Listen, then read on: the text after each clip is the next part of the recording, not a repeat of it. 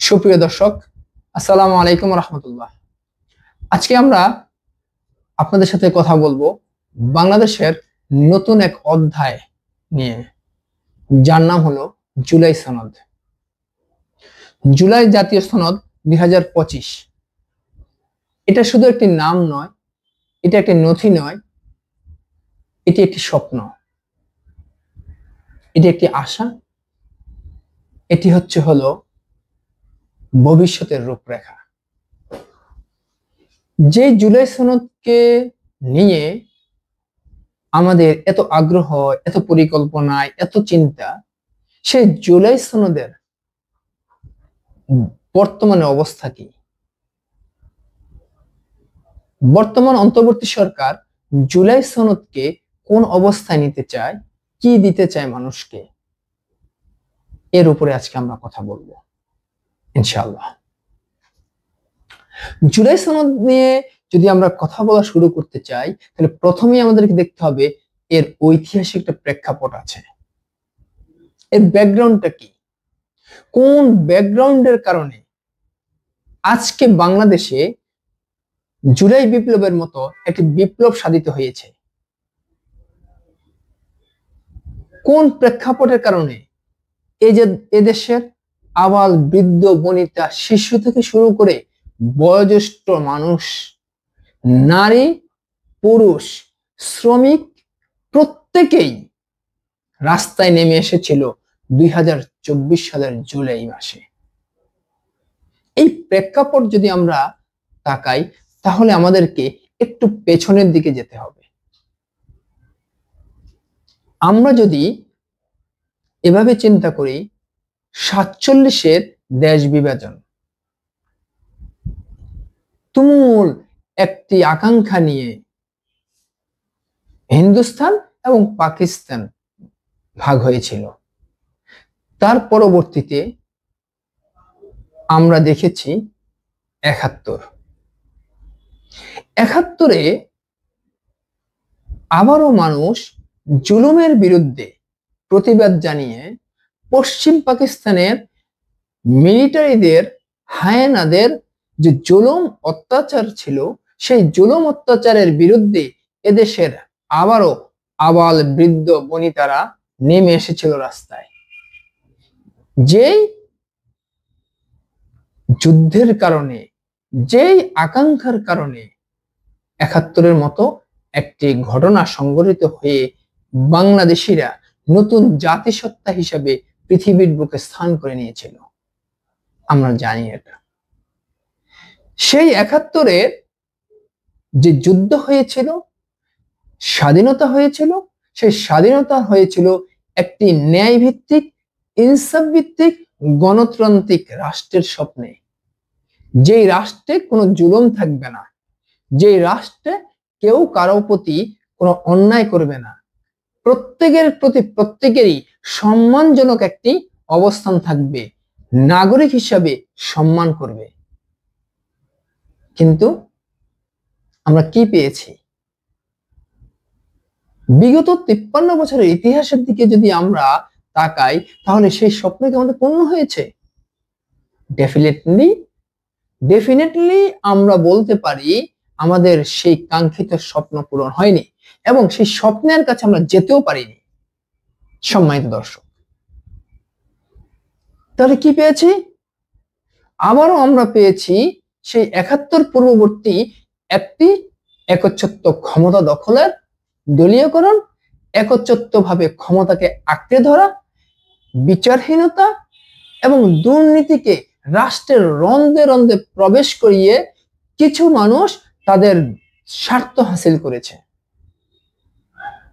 এই স্বার্থ হাসিল করতে গিয়ে বিগত 53 বছরে এই দেশের মানুষকে যাতনার কলে যন্ত্রণা দিয়েছে। ফলে কিছু মানুষ তাদের স্বার্থ হাসিল করেছে, দেশের অর্থকে লুটপাট করে বিদেশের মধ্যে অর্থ জমিয়েছে, সন্তানদেরকে এই দেশে পড়াশোনা না করিয়ে বিদেশে পাঠিয়েছে, নিজেরা এই দেশে চিকিৎসা না নিয়ে বিদেশে চিকিৎসা নিয়েছে, অথচ তারা আবার এই দেশের এই গণতন্ত্রের বুলি আউড়িয়েছে, এই দেশের মানুষকে নির্বাচনের আগে দেশপ্রেমের গল্প শুনিয়েছে। এই গল্প শুনতে শুনতেই আমরা 2024 সালে এসে পড়েছিলাম।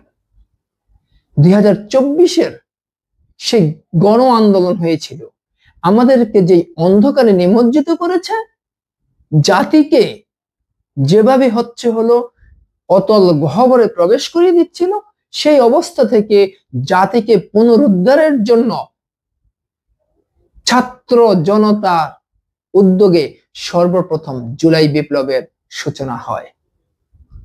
যে জুলাই বিপ্লব শুরু হয়েছিল শহীদ আবু সাঈদের আত্মাহুতির মাধ্যমে, শহীদ আবু সাঈদের জীবন বলিদানের মাধ্যমে। কিন্তু স্বপ্ন কি ছিল? স্বপ্ন ছিল এই জাতিকে এই অতল গহ্বর থেকে বের করে এনে একটি ন্যায় এবং ইনসাফ ভিত্তিক রাষ্ট্র প্রতিষ্ঠা করা। যে রাষ্ট্র প্রতিষ্ঠা করার জন্য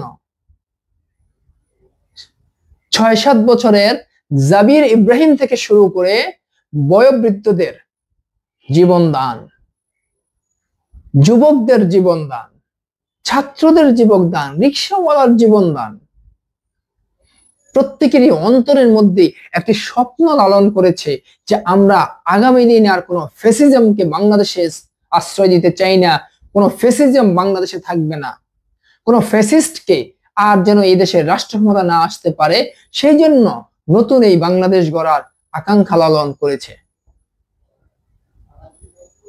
তাহলে আজকের এই লালিত স্বপ্ন কতটুকু পূর্ণ করবে যে জাতীয় জুলাই সনদ?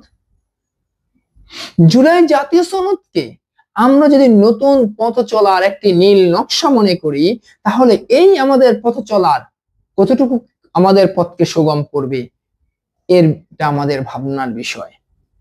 নতুন জুলাই সনদ উপস্থাপন করেছে অন্তর্বর্তীকালীন সরকার। এই জুলাই জাতীয় সনদে সংবিধান এবং রাষ্ট্রভাষা নিয়ে কথা বলা হয়েছে। আমাদের রাষ্ট্রভাষা হবে বাংলা, তবে সব মাতৃভাষাকেই আমরা সাংবিধানিক স্বীকৃতি দেওয়া হবে বলে ঘোষণা দেওয়া হয়েছে। আমাদের নাগরিক পরিচয় হবে বাংলাদেশী।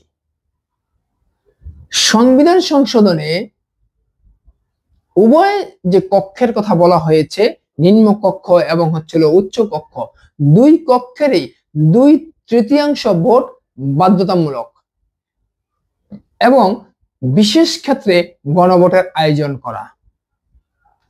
জরুরি অবস্থায়ও জীবন ও বিচার পাওয়ার অধিকার খর্ব করা যাবে না।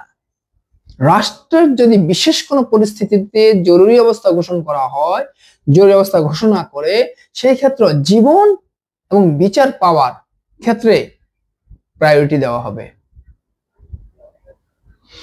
এরপরে রাষ্ট্র পরিচালনার মূলনীতির দিকে যদি আমরা তাকাই এবং মৌলিক অধিকার, রাষ্ট্র পরিচালনার মূলনীতি হচ্ছিল সাম্য, মর্যাদা, সুবিচার, গণতন্ত্র এবং ধর্মীয় সম্প্রীতির।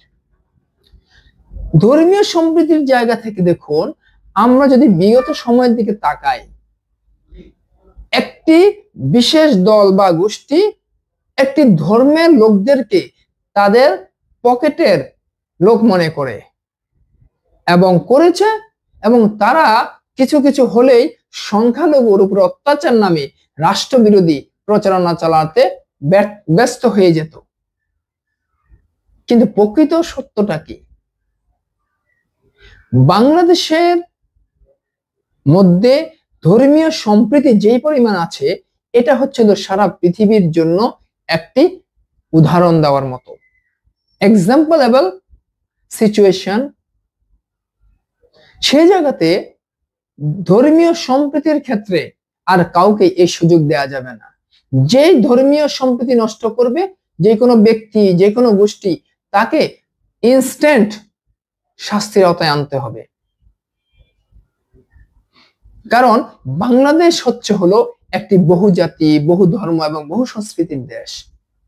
এখানে আপনার সব ধর্মের লোক বসবাস করছে। এখানে আপনার হলো বহু জাতি আছে আমাদের এখানে। এই যে জাতিদের মধ্যে সম্প্রীতি, আজকে পাহাড়ি এবং সমতল নিয়ে যুদ্ধ করছে, আর এই যুদ্ধ থাকা যাবে না। পাহাড়িও বাংলাদেশি আর সমতলের লোক বাংলাদেশি, সুতরাং এই বাংলাদেশিদেরকে নিয়েই নতুন বাংলাদেশ গঠন করতে চাই আমরা ইনশাআল্লাহ আজিজ।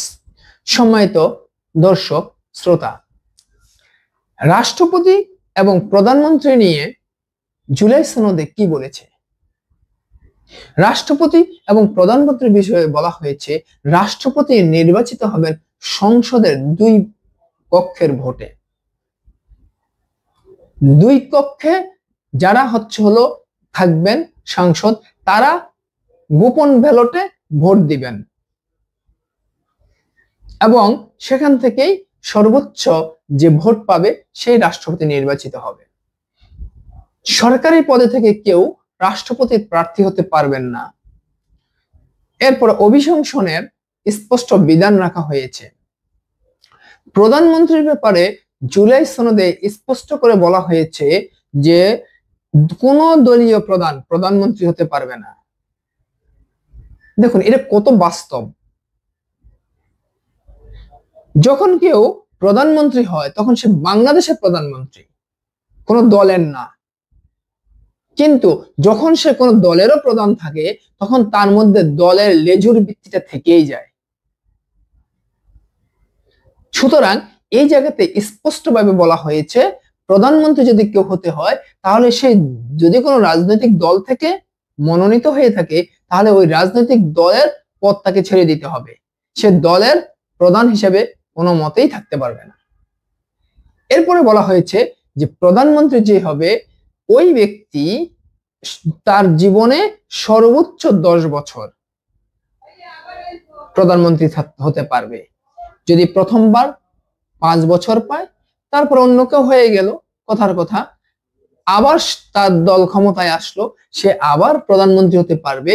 কিন্তু এই 2 বারে 10 বার হয়ে গেলে 10 বছর পূর্ণ হওয়ার পরে সে আর কখনোই বাংলাদেশের প্রধানমন্ত্রী হওয়ার জন্য বিবেচিত হবে না। এটা এই আইনটা খুব গুরুত্বপূর্ণ।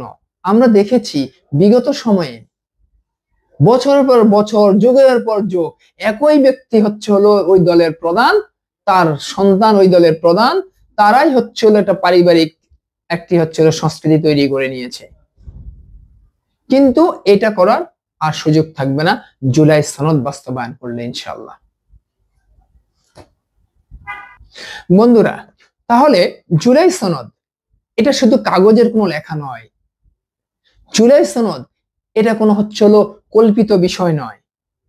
জুলাই সনদ হলো এই জাতির আগামী দিনের ভবিষ্যৎ, এই জাতির ভবিষ্যতের প্রতিশ্রুতি। সুতরাং আমরা চাই এই জুলাই সনদের ভিত্তিতেই রাষ্ট্র নতুন করে গঠন হবে। এই জুলাই সনদকেই আমাদের আগামী দিনের সংবিধান হবে। এই জুলাই সনদকে কেন্দ্র করেই আমরা আগামী দিনে যে স্বপ্ন দেখেছি সেই স্বপ্ন আমরা পূরণ করতে চাই। সুতরাং আমাদের কাছে এই জুলাই সনদ হলো নতুন এক ভোরের প্রতীক।